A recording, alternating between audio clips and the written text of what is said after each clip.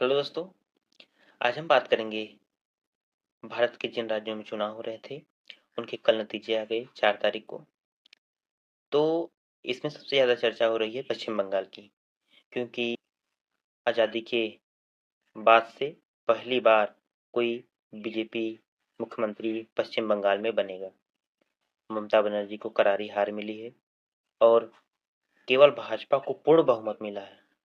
वहां पर भाजपा को 207 सीटों से जीत मिली है और ममता बनर्जी ने अपने ही सीट से उनको हार का सामना करना पड़ा। और वहाँ सबसे संवेदनशील चिंता की बात ये थी कि वह एक अंतर्राष्ट्रीय सीमा से लगने वाला राज्य था, जो वहाँ पर घुसपैठिए कई प्रकार की हिंसा होती रहती थी आए दिन।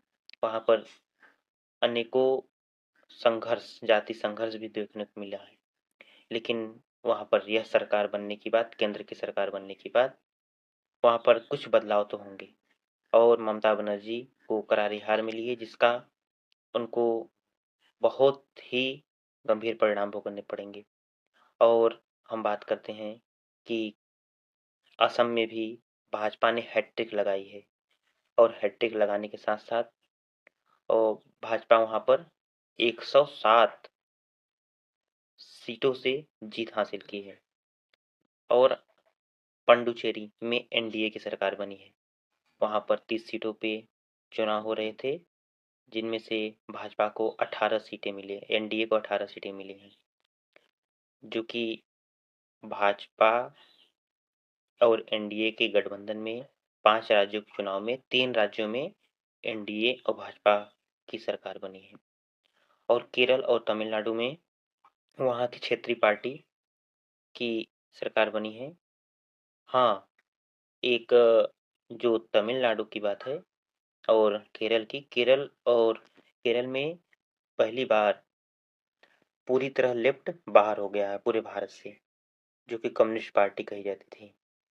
और इस समय सबसे ज़्यादा चर्चा विजय थालापति, जो कि दक्षिण भारत के अभिनेता हैं, उनकी भी चर्चा बहुत तेजी से हो रही है, जो कि उनको भी बहुमत तो नहीं मिला है लेकिन अच्छा खासा सीटों की संख्या मिली है। और हम बात करेंगे अब भारत और डीआरडीओ के जो अग्नि 6 मिसाइल का सफल परीक्षण तो नहीं हुआ है, पर उन्होंने यह सूचना जरूर दे दी है कि हम लोगों का कार्य आगे बढ़ चुका है, बस सरकार के आदेश की देरी है। अगर सरकार आदेश देती है तो हम लोग अग्नि 6 का सफल परीक्षण देंगे। अग्नि 6 मिसाइल बनने के बाद भारत दुनिया के उन चुनिंदा देशों में शामिल हो जाएगा जिसके पास विश्व के किसी भी देश पर हमला करने की ताकत आ जाएगी।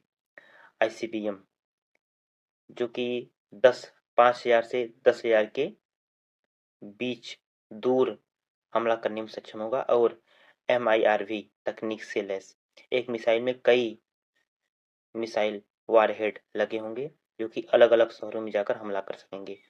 यह तकनीकी भारत को और भी मजबूत बनाने में सक्षम कर देगा और भारत अपनी ताकत का प्रदर्शन बिना डरे कर सकता है।